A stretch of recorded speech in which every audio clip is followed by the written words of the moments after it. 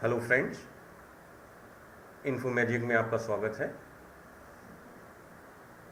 आज हम बात करेंगे पॉइंटर्स के बारे में।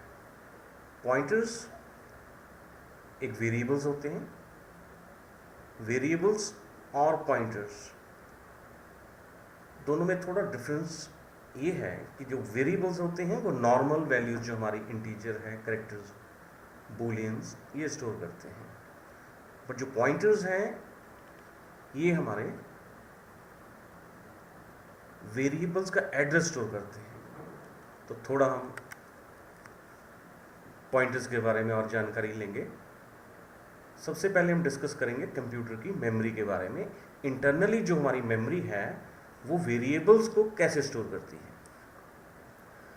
अगर हम डेफिनेशन की बात करें तो the data is stored in the variables and each variable is assigned a memory slot.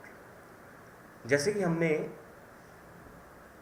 Definition में देखा कि हर एक जो डाटा है वो वेरिएबल्स में स्टोर होगा और हर एक वेरिएबल्स को मेमोरी में जगह मिलेगी, स्लॉट मिलेगा। यहाँ पे मैंने इंटीजर वेरिएबल x लिया और उसकी वैल्यू स्टोर कर दी मैंने 200। और मेमोरी में ये कैसे स्टोर होगी? मेमोरी में ये आप देख सकते हैं जो कंटेजियस मेमोरी लोकेशंस हैं, हर एक मेमोरी का अपना एड्रेस है। जैसे 2012, 2016, 2024, किसी भी रेंडम लोकेशन पे x वेरिएबल को 200 वैल्यू दे दी गई और उस सेल का जो एड्रेस था वो था 2016। तो रेंडमली ये असाइन हो गया।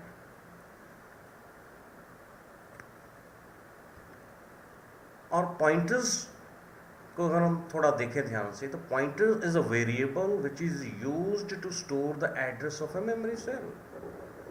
अब pointer is not a normal variable. जो हमारा नॉर्मल वेरिएबल है वो क्या करता है? It stores the memory, it stores the value, not the memory. But जो pointer है, pointer will store the address of that variable. यहाँ पे ये 200 जो है हमारा नॉर्मल वैल्यू है, इंटीजर। कहीं हमने इंटीजर लिया 200 जो स्टोर किया। इस पर्टिकुलर मेमोरी सेल का जो नाम होगा, सपोज हम इसको x ले लें, y ले लें, z ले लें, वो होगा नॉर्मल इंटीजर वेरिएबल। लेकिन उस नॉर्मल इंटीजर वेरिएबल का जो एड्रेस है यहाँ पे 2016 जो आप देख सकते हैं, अगर हम इसको पॉइंट करें इस पर्टिकुलर लोकेशन को तो कहीं पे जाके ये 2016 स्टोर हो जाएगा।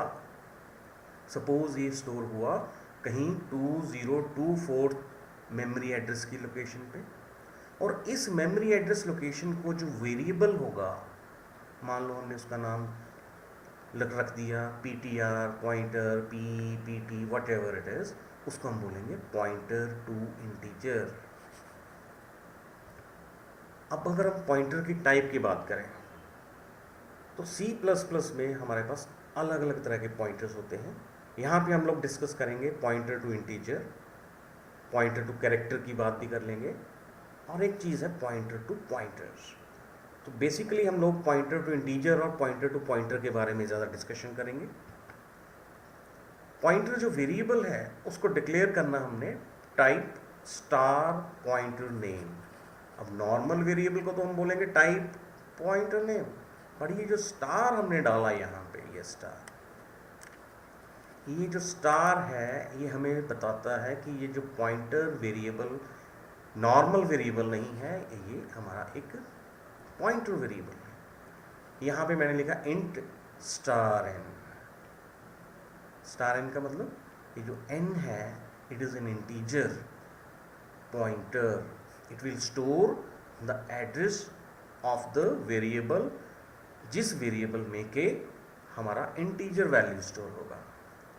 या हम ले लेते हैं कोई rational number, any number, it's a data type which will store the address of the variable which is going to store the rational number। और एक यहाँ पे आपने देखा int star star p। What is this? ये जो star star p है ये बोलता है ये जो p वेरिएबल है it is a pointer to pointer, it's going to store the address of the variable which again is a pointer. Next slide में हम देखेंगे कि हमने एड्रेस ऑफ ऑपरेटर के बारे में. एड्रेस ऑफ ऑपरेटर होता क्या है? एड्रेस ऑफ ऑपरेटर को हम लोग एम्परसेंड भी बोलते हैं, जो एंड का सिंबल होता है यहाँ पे. Address of operator which is called this ampersand, represented by ampersand, it provides the memory address of the variable. हमारे पास कोई भी वेरिएबल है, अगर हमने उसका एड्रेस लेना है तो उस एड्रेस को हम कैसे रीड करेंगे? आइए देखिए, हमने क्या किया, यहाँ पे इंटीजर x ले लिया, उसकी वैल्यू ले ली हमने 200. ये कहीं जाके 200 स्टोर हो गया मेमोरी में. नाम था उसका x और उसका जो एड्रेस था वो था 2016. अब इस 2016 को हम कैसे फेच करेंगे, कैसे रीड करेंगे, कैसे एक्सेस करेंगे? हमने क्या किया, हमने लिखा cout %x. %x means address of x, because % is address of operator. तो अगर हम इसको %x लिखेंगे तो हमें क्या मिलेगा? एड्रेस ऑफ x मिलेगा. Address of x is 2016. तो 2016 हमारा यहाँ पे प्रिंट हो गया. अगर हम लिखें विदाउट दिस %, मैंने लिखा cout x, तो हमें क्या मिलेगा? उसकी वैल्यू विच इज 200. थोड़ा इसको आगे और बढ़ाते हैं. हमने क्या किया, दो वेरिएबल ले लिए x और y. यहाँ पे इंटीजर हैं दोनों, x y. x की वैल्यू 75, y की ले ली हमने 100. और यहाँ पे हमने इन दोनों वेरिएबल्स का एड्रेस डिस्प्ले करवाना है. Very simple. हम क्या लिखेंगे? Address of x is %x. %x means address of x, and the address of y is %y, which is address of y. जो आउटपुट हमारा मिलेगा क्या होगा? एड्रेस ऑफ x is 2012, ये वाला. एड्रेस ऑफ y हमें मिलेगा 2016, ये वाला, क्योंकि हमने %x डाला हुआ है और %y डाला हुआ है. अगर हम इसको मेमोरी के अंदर देखें, सपोज कोई एग्जांपल हम ले लेते हैं. यहाँ पे हमने x की वैल्यू 100 ले ली, integer x is equal to 100, और एक पॉइंटर वेरिएबल ले लिया ptr, क्योंकि हमने उसके आगे स्टार लगा दिया है. So it is a pointer variable which can store the address of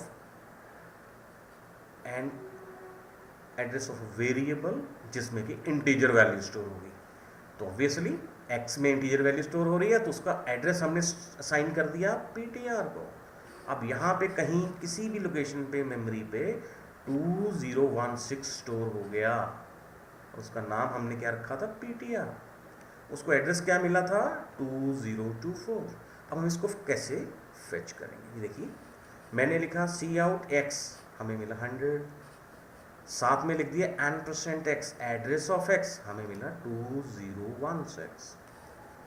same way cout ptr, मुझे मिला 2106, और एड्रेस ऑफ ptr क्या मिला?